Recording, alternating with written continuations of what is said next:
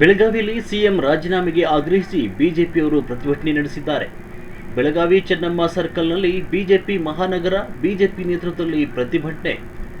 CM Siddaramaiah, DCM DKShi, ಗೃಹ ಸಚಿವ G Parameshwar ರಾಜೀನಾಮೆ ಕೊಡಬೇಕಂತ ಒತ್ತಾಯ ಕೂಡ ನಡೆದಿದೆ. ಅಮಾಯಕರ ಜನರ ಬಳಿಗೆ ನೇರವಾಗಿ ರಾಜ್ಯ ಸರ್ಕಾರವೇ ಹೊಣೆಗಾರಿಕೆ ಹೊರಬೇಕು. ಈ ಕೂಡಲೇ ಸಿಎಂ ನೈತಿಕ ಹೊಣೆ ಹೊತ್ತು ರಾಜೀನಾಮೆ ಕೊಡಬೇಕು ಅಂತ ಹೋರಾಟ ನಡೆಸಿದ್ದಾರೆ.